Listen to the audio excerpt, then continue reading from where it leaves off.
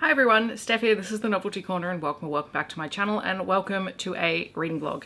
So this is going to be my Christmas romance reading vlog. I have a bunch of Christmas romances sitting on my Kindle. I have physical books. I've got stuff on KU. I've got there are so many Christmas books and there's only so much time. So I'm actually starting this vlog in November. It's the middle of November. It's going to go as long as it needs to until I need to edit this video. So I can't tell you how many books are going to feature in this. I'm going to start tonight with A Holly Jolly Christmas by Katie Montinaro. I've had this for ages. I met Katie, she's a Melbourne author. It's super short because, full confession, I have just finished filming a tri-chapter vlog as well. So it's been a busy reading day for me and I just want something short. And then I have a whole bunch of work that I need to do for tomorrow morning, which I haven't done yet, so shh. But the other thing I thought with this vlog, I'm not going to be going to a lot of places, but there are some things I am hoping to do that are seasonally themed. I don't tend to decorate a lot for Christmas. I'm not that kind of seasonal decorator. I might put out the colourful rainbow tree and put it in the bedroom on the dresser so it's in videos, but I don't think you could even see it last year. But the vlog will feature Christmas books. It will feature some of the things that I'm planning on making as Christmas gifts. Today I've been trying out a granola recipe that's only just come out of the oven, so in a minute I'll show you what it looks like. Spoiler alert, it's delicious. And I'm thinking I might make a fresh batch of that in December to give as gifts, so we shall see. There's some other things I need to do. I need to make some gifts for colleagues. I need to organize gifts for my family. We might be going away over the Christmas period. I've got to prep a lot of videos and content and stuff over that period. So yeah, like this vlog, it's going to be a long-term vlog. I don't think, hang on, where's my video planner? I don't think I have any other vlogs that I need to now film between now and when this one goes up. So this is literally going to be the only ongoing vlogging project that I have. I think everything else is just a straight up video. So yeah, hopefully you enjoy this. I'm going to get started. So I'll show you a clip of the granola in a sec, but then I'm going to be diving into this one while I'm waiting for dinner to cook. So this is Holiday Project 1, which was to do a test batch over this granola, which I saw on Instagram. It has ginger and cranberry in it, cinnamon and ginger, or ground ginger, oh my gosh, words, coconut and oats and nuts and things like that. So it is absolutely delicious. I have done nothing but eat it off the tray since it first came out of the oven. I'm obsessed.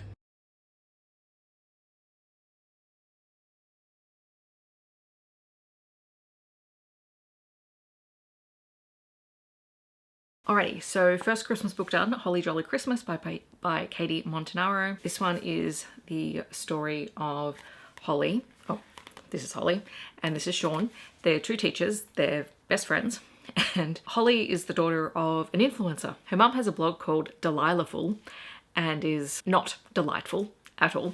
In fact, I can't stand her mother at all because everything has to be post-worthy, right? And so at the start of the book, Holly turns up at her parents' place and it's all decked out in a white Christmas kind of thing, and all of the family, so Holly and her sister and her brother and her parents, have to sit down and take a photo like it's Christmas because Holly is hosting Christmas this year and her mum doesn't believe that any photos that they take will be worthy of a Delilahful Christmas. So straight away, her mum, not my favorite person ever. Anyway, Holly is trying to set up the perfect Christmas and she's got this idea in her head and Sean is helping her to find all of these things, except every time she goes to get the thing that she needs, there's this random guy who turns up and keeps taking the last of everything that she needs. So she calls him Mr. Christmas Ruiner. Turns out he circles back into the story at the end. It's basically the story of a woman who is just horribly, horribly unlucky when it comes to Christmas and all of those things. She decides to go with a very Australiana Christmas because she lives in Melbourne, it's very hot. In the book, it's one of the really hot Christmases that we get. We don't always get them, but when we get them, man, they're a nightmare. And everything goes wrong, from not being able to get the Christmas tree she wants, not being able to get a fresh turkey, the power goes out, her air conditioning breaks down,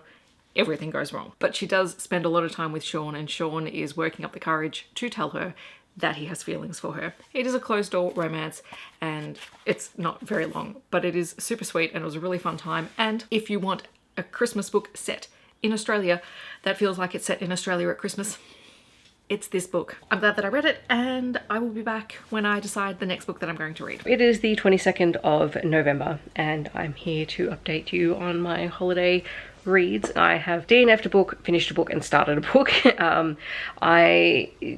Earlier this week, I started reading Mary in Moose Falls by Emily Silver, which was a book that I got through Saxon James's Patreon. So every month she has a book that her patrons get access to, if they would like it, to an early release copy of a book by another author. I was kind of excited by this one because it was a Friends to Lovers forced proximity kind of story, which kind of fit in with some other books that I've read recently that turned out to have that same trope. I read a whole stack of them at once, and this one just didn't work for me. I probably got about 15 to 20% of the way into it, and I just had to put it down. It just wasn't working, which is a shame because it was only 140 pages, so I actually read quite a bit of it. You know, sometimes a book just isn't working, and I couldn't see it improving.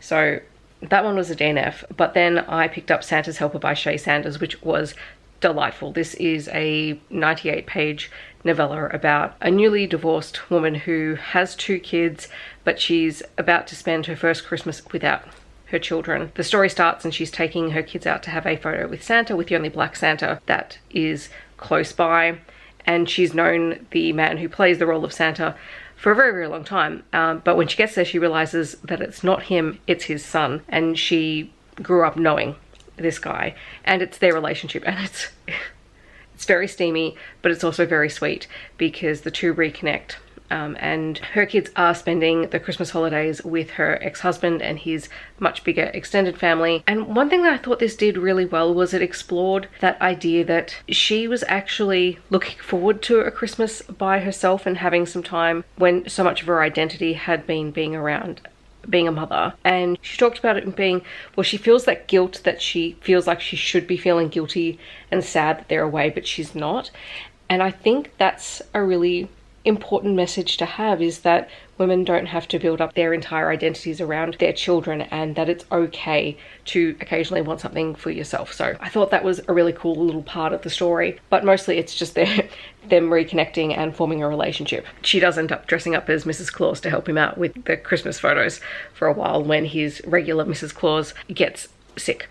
So very cool little concept, really fun short story, well worth picking up. And then I've just started reading Deck the Fire Halls by N.R. Walker, which is the next book in the Heartbridge series, which are holiday Christmas novellas about characters who end up moving to this small town, and the running joke is that Cupid quite literally matches people up every time they move to the town. And I've read the other 3 books in the series. I find them just really fun and light and easy reads. They are MM stories, but this one is between a doctor who has recently moved to the town, Rob, who basically was burning himself out at his previous job, and he was ready to walk away from everything until a colleague convinced him to, you know, maybe just take a more chill job as a GP in a small town, and then try that for a while, and then if you still are feeling the same way, then walk away from your career. Because he was working in a hospital and he was just done, which I think is just highly relatable to a lot of people, regardless of whether you're a doctor or not. And his new next door neighbor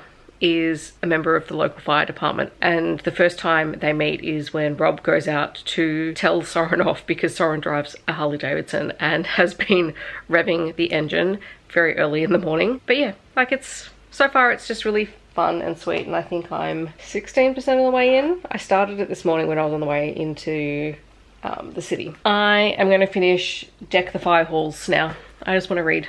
It's Friday, I just want to read. Alright friends, so I finished reading Deck the Fire Halls, and it's just a very sweet, no third act breakup kind of story. The conflict at the end of the book is a house fire that is the house of a friend of the main couple, so it doesn't directly affect them, but it affects them. So that's always nice when there's no third act breakup. It's just sweet. So that was fun, and it's really cute because you've got all the other couples from the previous books, and they do this like a Secret Santa, but a couple's Secret Santa, and it's all Soren's idea.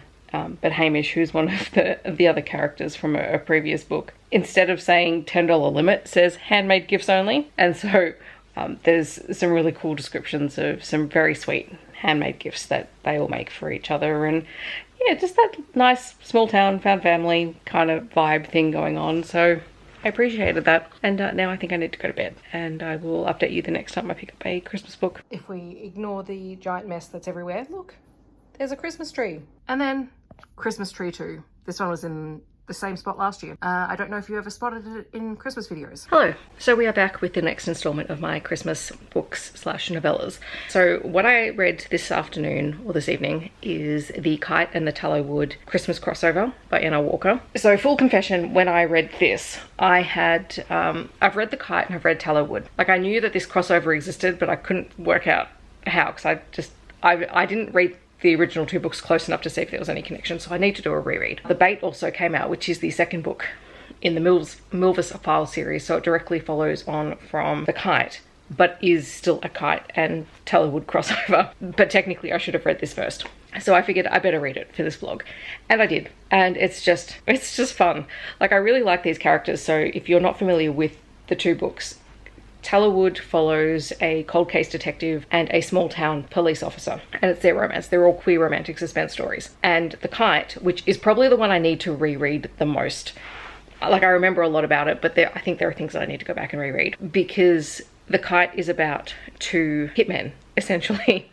And you have a Black Ops Australian operative, and then you have, and his name is Harry, and then you have Asher, who is of European descent, but even he doesn't really know his origins. And the story is basically about Harry's identity being burned, and he becomes a Kite, and it's about them working together. So you'd read Tallowwood and the Kite, then you'd read the crossover, and then you'd read the Bait. I will have already spoken about the Bait, and I loved it. And the thing that I really like about, particularly about Harry and Asher, is just the juxtaposition of their characters, because you have Harry, who is this big guy, and he's big and he's imposing and he's grumpy to outsiders.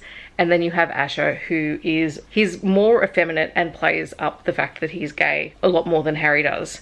And often we see that because it's his disguise, like it's how he gets people to underestimate him, when he's actually probably the more dangerous of the 2 of them. They're both very, very dangerous men. But yeah, I've been talking for 4 minutes and I haven't even said what this crossover is about. So it's a crossover of the 2 worlds. Harry and Asher have settled in Australia. They've got new identities. They're, you know, living new lives. They've been living sort of on the outskirts of Tallowwood, sort of in the bush, on their own for the last 2 years.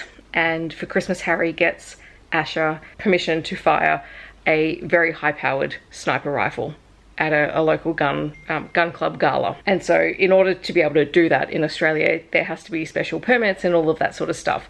And this gets flagged with the local police, Jake and August, who decide to come up and deliver the papers and let them know they've got that, but also just to check them out, because they're a little bit wary about why these guys are applying for special permits to fire a sniper rifle. It's about that, and it's about August and Jake having suspicions that Harry and Asher are not who they say they are, and then having all of that confirmed when Asher is at this target range and he gets bullseyes from all 5, I think it's 500, 1,000 and 2,000 yards. Like, it's just this little quirky, fun little story. Like, there's no plot to it. It's literally setting up the Bait and the connection between these 2 couples. So I enjoyed it because I'm fully invested. I'm looking forward to the next book in the Milvis Files, because I'm just enjoying the characters so much. But the next book will follow slightly different characters because they get the setup in the Bait. I am going to read another book in a little bit. I'm going to read a Beverly Jenkins novella.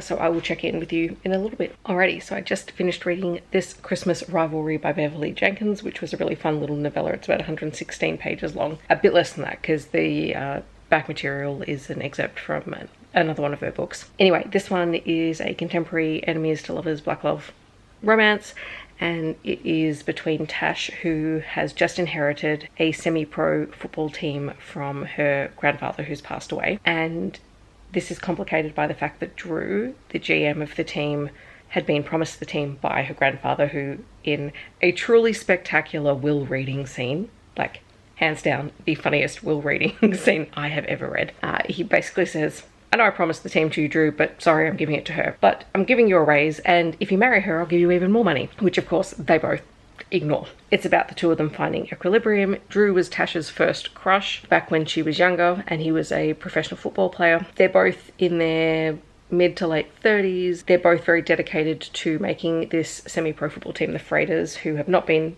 very good historically, but that's because not enough money has gone into the team.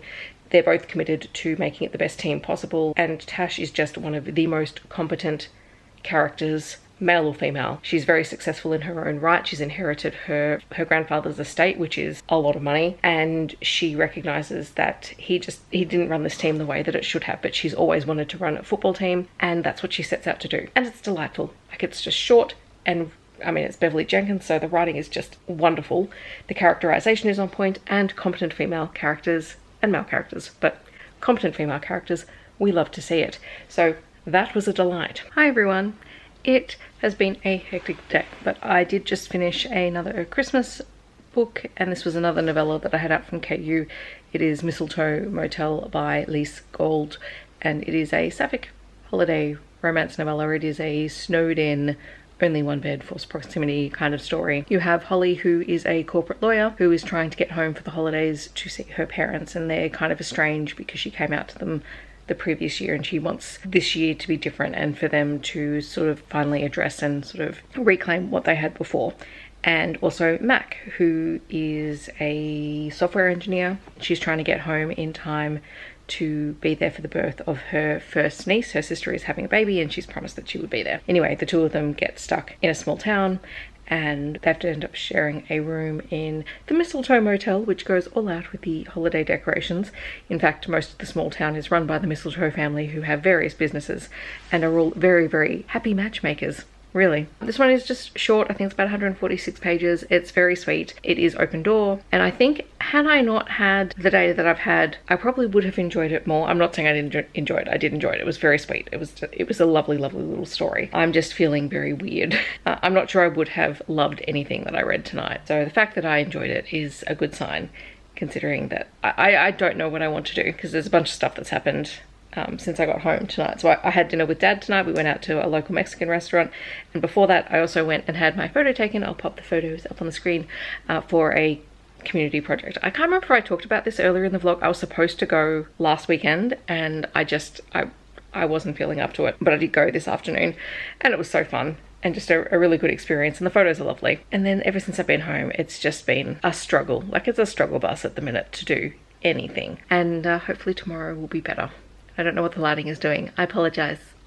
This camera is weird. Hello friends, I just read my next Christmas book, which was Christmas Beau by Aislin, which came out yesterday, so around the 29th of November. And it is her book in the second season of the Christmas Falls books, which I read her book in this sort of series. It's an interconnected standalone series last year, mostly because I was obsessively, was it last year or was it this year? I don't even know. Anyway, it was because I was obsessively going through her hockey books. Anyway, this one is only 193 pages long. It's super sweet. It is about Hank, who is a former semi-professional hockey player who didn't have a stellar career. He's the youngest of 4 brothers. His 3 older brothers all had very, very highly successful NHL careers, and he didn't, and that's a bit of a sore point as part of the story. And he's now living in Christmas Falls, which is a really small town. He's the director of hockey, and he is trying to start up a hockey club in the area because their town only has teams for under 14s, and then anyone older than that who wants to pursue hockey has to go to a town an hour away. So he's determined to make this whole thing succeed. And he has this low-key crush on a single dad who has a son who is playing hockey in the town. And Scott is a single dad. He adopted his son, and that story was just awesome, the way that that came about. And his son is 12 and a total firecracker. I absolutely love Teddy. He's probably one of my favorite child characters written in a romance book that I've read this year, because he actually acts age appropriate and is just hilarious. And Scott is a total disaster around Hank as well. He just says things that just causes Teddy to burst out laughing. The whole thing is hilarious. Like, it was an element of the story that I really, really loved. The two of them are kind of reluctant to get in a relationship because Scott used to be a family lawyer, mostly dealing with divorce cases, until he got jaded and burnt out, and he ended up getting fired from his last job for something that was not entirely his fault. And Hank has been burned because he's been married twice, divorced twice, and is just, you know, not interested in a quote-unquote relationship. But they kind of can't help themselves. They end up on some doggy dates because they both have dogs. And yeah, the whole thing is super sweet. There's a whole lot of other stuff that goes on around it. The town is very Christmassy. It's a town called Christmas Falls, so what else would you expect? And also, despite the fact that these are contemporary romance stories, they all start with maps, because all of the places within the town have holiday themed names. And I think I talked about this last year when I read the book that I read for that, whatever it was called. They have maps. Who doesn't love a map in a contemporary romance story? I love this one. It was really fun. I'm talking really fast. Yeah, that's kind of the theme for today. I am also going to try and make some little mini fruitcakes, but if I do and they turn out good, I will include them in the video.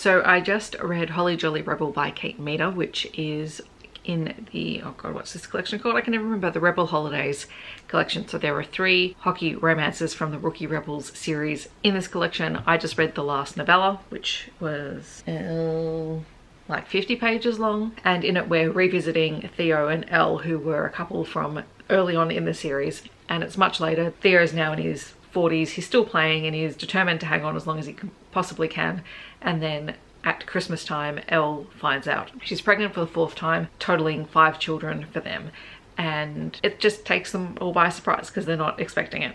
But it's sweet. It was really cool to see their kids grown up because as the author notes say, there's a spin-off series coming with the 2nd generation of the Rookie Rebels, and it will follow Adeline, who is Theo and Elle's daughter, and she is just moving back home after the Christmas season. She's just started college, but she's found out that moving away for it wasn't really her thing. She wants to move home and go to a college closer to home, and it will be her relationship with Lise, who is a new player on the Rookie Rebels team. So very excited about that. I'm going to read another book. I just can't remember what it is, so I'll look that up and then I will update you when I've read it. The second book I read was 'Tis the Season for Release by A.H. Cunningham, which I read this and honestly it feels like I've read these characters before, and I don't know why, because I don't have any record of reading A.H. Cunningham before. But it feels like I'm missing part of, well, not missing part of the story. I literally feel like I've read their story before. Maybe I have somewhere and it's in an anthology or whatever, but that's just the sense that I got. This is about Monica, who's a conductor, and she is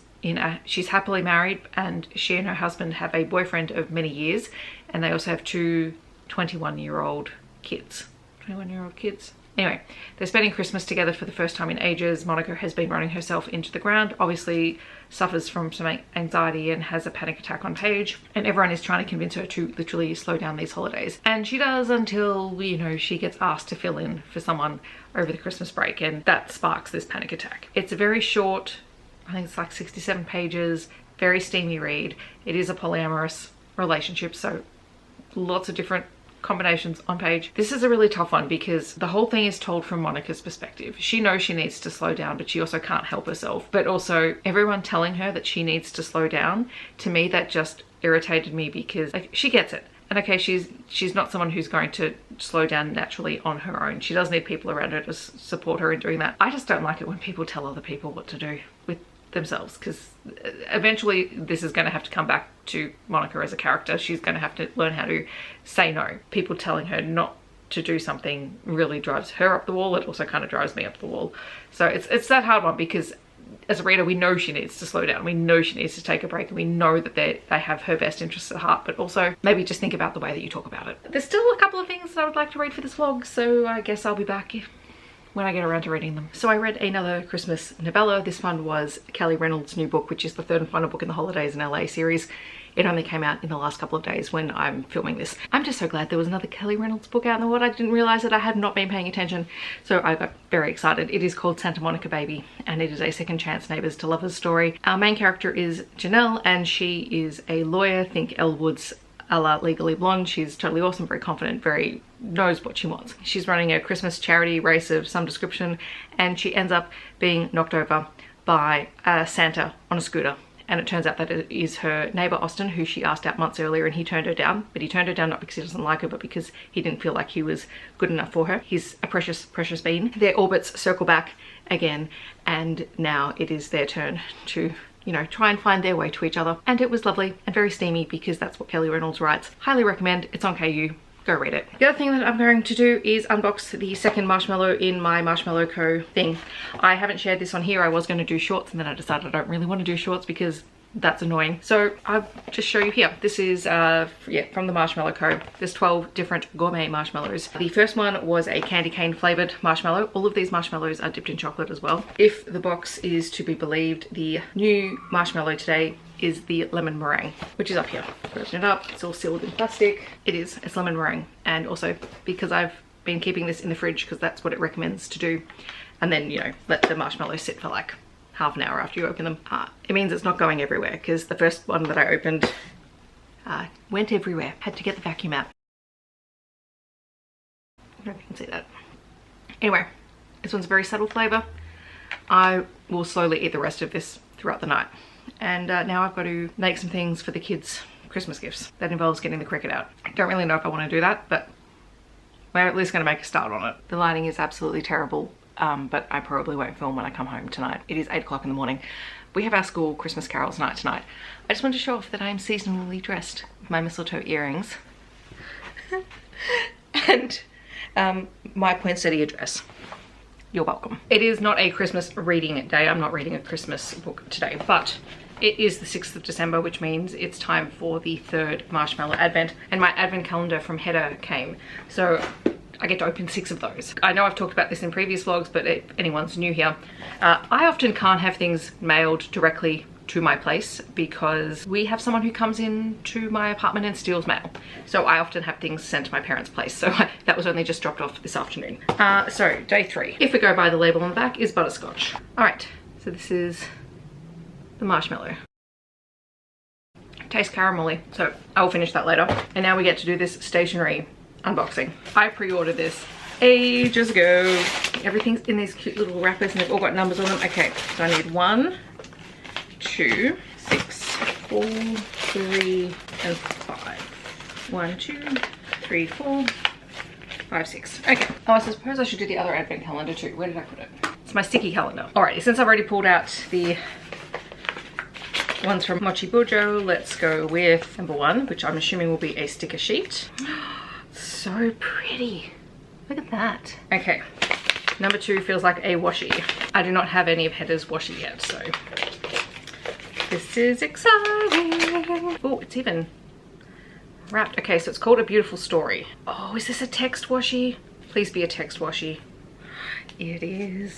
Oh my gosh. Look at it. Oh my gosh. That's so pretty. Day 3. I'm assuming another sticker sheet since it's very flat. Sticking with the blue theme. Look at all these blue bows. There we go. So pretty. This is day 4. Started opening it before I showed you the envelope. Oh, is this a die cut sticker? That's pretty. Is that a persimmon? Looks like it. Day 5. Another sticker sheet. Journaling labels. That's cute. And number 6 is rectangular-ish. It's a stamp. It's a stamp. So this is the name of Heather's store. It's so pretty. It says, a motivating force, something that gives you a sense of purpose or a reason for living, something that brings fulfillment. That is freaking adorable. All right, so that's everything for the first 6 days. I think I'm actually just gonna keep them in the advent calendar for now. And then there is my sticker collection. Did I show you these? I can't remember.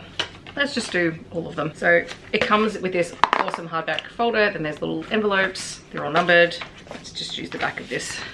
That's day 1 stickers, day 2 stickers, day 3 stickers are tiny little cats. I love those cats so much. More on that space theme. I love this pastel space with holographic gold on it, really, which I think I forgot to open yesterday because I was dead tired. Little plant stickers. And day 6 is super shiny.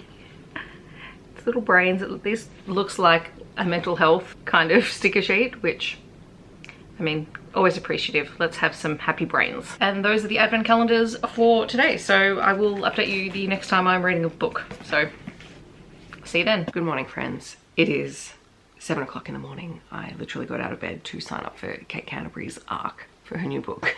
It's coming out in February. So I sound like I've been asleep.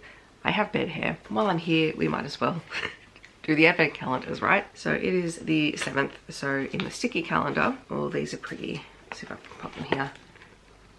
Are they dragon bookshelves? Well, they're dragon shelves. I don't know if they've got books on them, but they're on a clear sticker. So they're very pretty. And from Mochi Bujo, another sticker sheet. I'm imagining, oh cool. There we go. So it's a blue theme. I don't actually use a lot of blue in my journals. I've just realized 2025 will be the year where I use some blue because I'll have blue things. All right, so I'm going to go get ready to do a little bit of filming this morning. I've also got to wrap some Christmas presents and things like that, and also have to catch up with some friends. So I will bring you along when I can. I have read another book for this vlog. It is All You Want for the Holidays by Quinton Lee, which is part of an interconnected standalone anthology of queer holiday romances. And this one is, as I said, by Quinton Lee, who is an Australian non-binary author. And this is a sapphic holiday romance set just outside of Melbourne at a creative retreat where a photographer, Perrin, and a writer, Inari, are selected to spend a week before Christmas and Christmas Eve and Christmas Day at this retreat. And it's a really exclusive place and they're both really excited to go, but they don't know that they're both going together, and they used to be best friends in high school, and then at the end of high school Inari basically walked away from the friendship because they were in love with Perrin, but Perrin didn't return their feelings in that way. And so now they're forced into proximity at this retreat and they reconnect and they begin to repair the relationship that they had, and Perrin begins to realize that maybe what she feels for Inari is love, and that's something that she has to learn to identify and talk to Inari about. It's a really sweet little novella. Like, it's a, what is it? I think it's 137 pages or something like that. So it's not super long. I loved the queer representation in here. I thought it was really great. There was a little something about the writing style that I'm not 100% certain on. It was just a little slow for me, but still a perfectly good novella. And I'd be kind of interested in checking out the other books in the series, not at the moment, but just to see what other queer rep is featured in them. And yeah, it was really, really fun. Like, it was absolutely lovely. I think I may read one more book tomorrow and do some Christmas wrapping and all of that sort of thing. So I guess I'll update you when that happens. Good morning, everyone. Happy Sunday the 8th. I'm not going to be speaking really loud because my throat is really sore and my asthma is really bad. Also, I have no control over the lighting. I could close the blinds, but I actually need the light in here. We are going to do today's advent calendars. It's 9 o'clock in the morning, so we're going to start off with the sticky advent calendar. Sunday the 8th, day 8. 8, that's what we're doing. Day 8. Oh, these are pretty. Okay, so these stickers are actually, I think most of them, all of them are the stickers of the images that are the envelopes, which is really cool. I love these. They're so pretty. All right, let's do the stationery one. Ooh. I feel like this might be a print. Day 8. Oh, it is. Okay, so it's a postcard.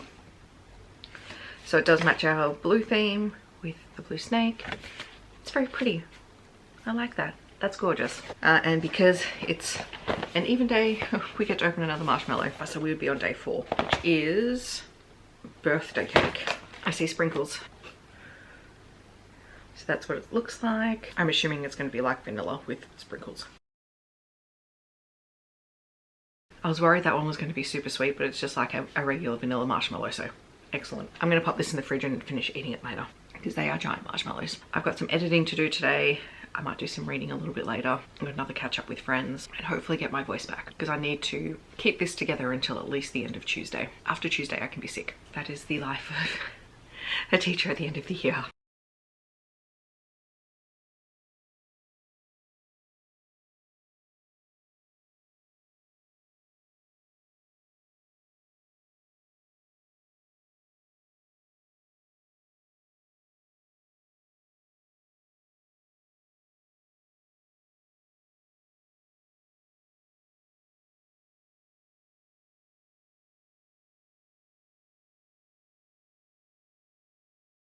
Okay, hi. It is Monday the 9th of December. It has been a very, very weird kind of day. And tomorrow we have Meet the Teacher, which is when I meet my class for next year.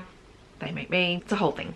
So it's just a very weird kind of week. We still have, you know, another week after this to go. I wanted to check in because I read another novella, and I think I said it in the last clip that this would be the last book. It's actually not going to be the last book. The last book I'm going to read tomorrow, and that means I will also wrap up my Advent unboxings for this video tomorrow on day 10. Just, that's a nice round number, right? Anyway, I read All I Want for Christmas by Lily S. Flowers, which is a short FFM Black Love Christmas novella. It's 64 pages long. Honestly, this one was pretty good. Our main character and our perspective character is Gem, or Gemini. She walks in on her partner cheating on her and she kicks him out straight away.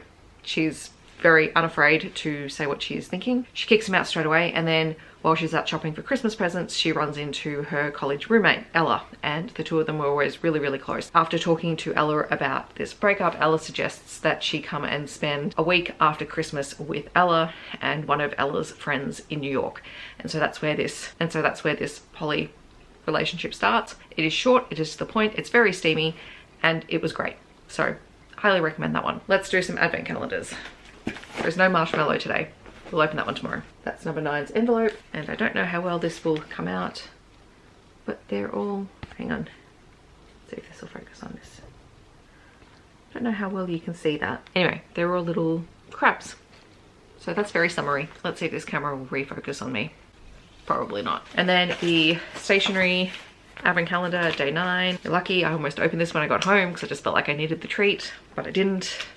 I restrained myself. All right, so they are little planner number stickers from 1 to 31 in the blue and the orange, which are the colors for this seasonal advent calendar theme, which is great. Okie dokie. I think what I'm going to do for the rest of tonight, I'm not going to read any more Christmas novellas. I've got a bit of YouTube to watch.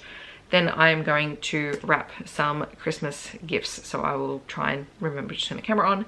And while I do that, I'm actually currently listening to the audiobook for Funny Story by Emily Henry because it came in on my Libby hold. So I just figured, why not? Let's just read it now. I also need to find my friction pens because I've been using them in this and I can't find them anywhere. And there's something that I wanted to add to it. So I'm going to go on the hunt for them after I finish watching YouTube.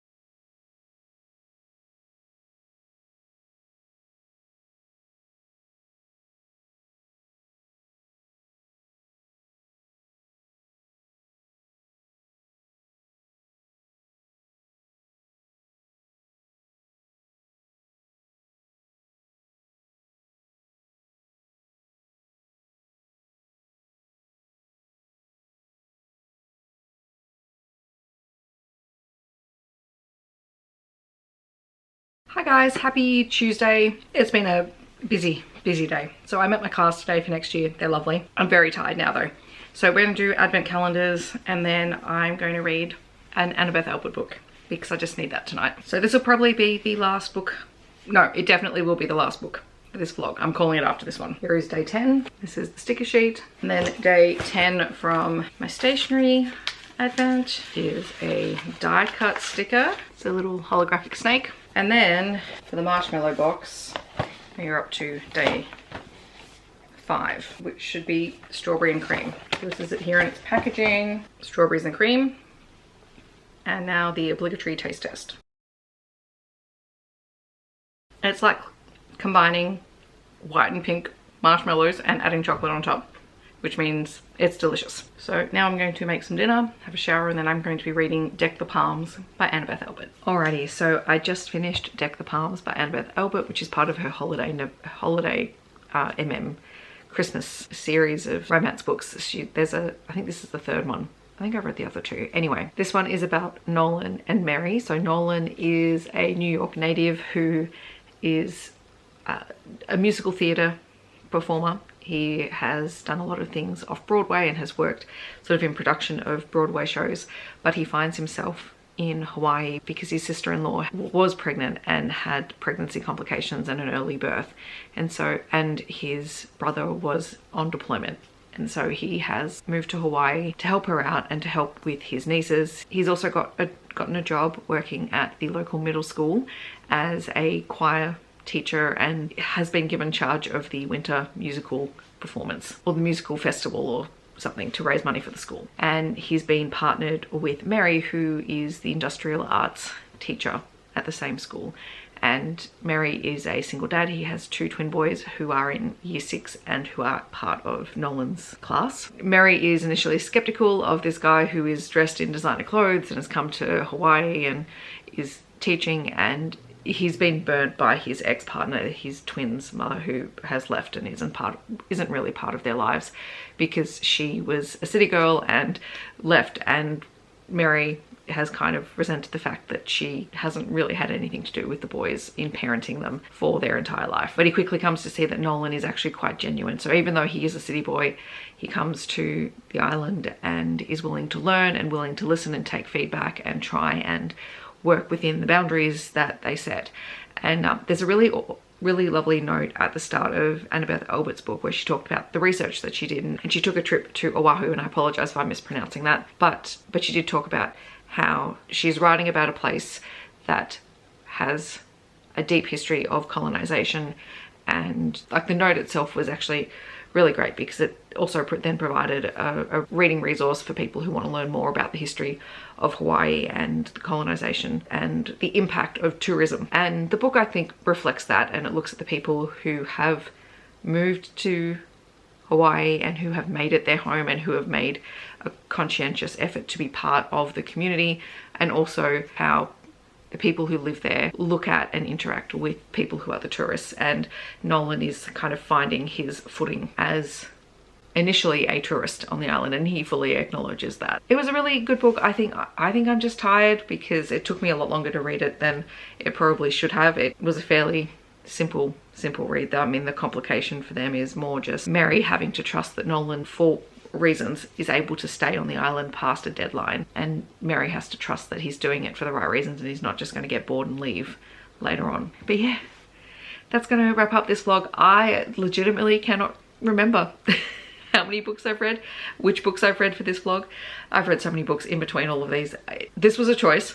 It was a choice. I will put on the screen an overview of all of the books that I've read. I don't know if I'll be able to put them in any kind of order, but anyway, these will be all of the books that I've read for this vlog, and it was fun.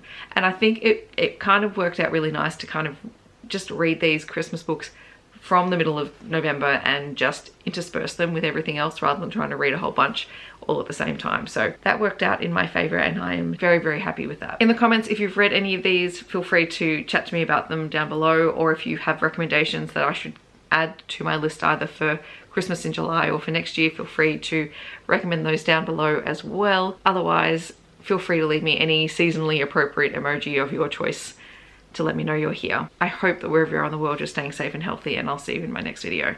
Thanks so much for watching. Bye everyone.